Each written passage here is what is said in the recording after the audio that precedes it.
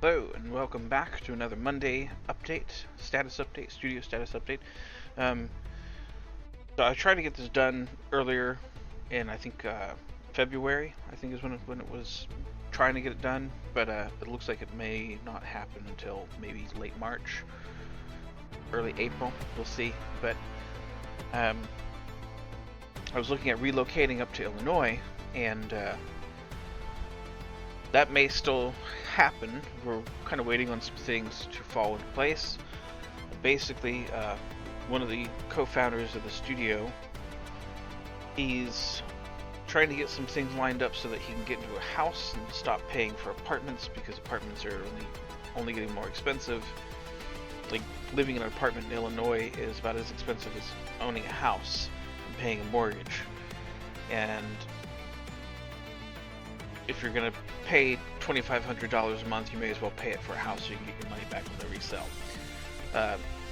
That said, it's looking like sometime within the next month we may once again have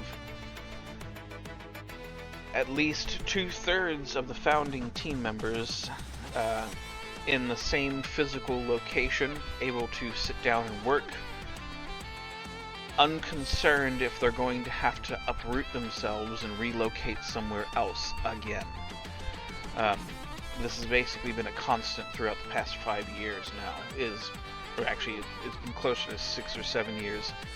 For 6 or 7 years you've had to relocate because of one thing or another, whether it was because of increasing rent prices or some sort of life crisis, or because of a global crisis like the whole pandemic stuff. That set the whole team to the winds, to the four corners of the earth.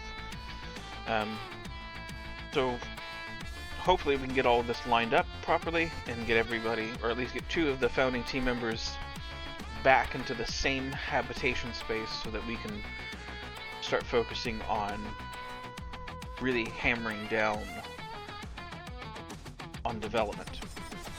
He's got some of his own projects that he's been trying to get basic infrastructure put into place for, but also trying to get to a point where I can get him a little bit more involved in some of the character work for Frontiers Reach 2.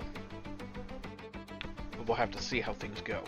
Like I said, he's got his own projects he's trying to get infrastructure wrapped up for. That aside, last week was pretty productive. Those who don't know, I'll be releasing video this week. Basically, the way I'm running the Patreon and the Ko-Fi is, people who subscribe to the Patreon and the Ko-Fi will get updates on Frontiers Reach 2 development early. This means that when we achieve something that's significant, subscribers will be the first people to know about it. And then we'll do official public releases later. But one of the things that I'll be dropping a video for later this week is multiplayer. Last week I was able to get multiplayer working for Frontiers Reach 2 in limited capacity. I had 2 characters running around. I and one of the other co-founders were running around on the giant 40-kilometer map. We realized we're going to have to scale some things down, at least for the sake of development. On top of that, over the weekend I was able to finally get some AI working as well. So as of right now, we have some very basic AI for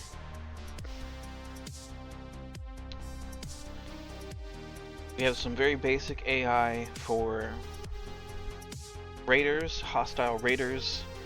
They will shoot at you when they see you. They will patrol an area.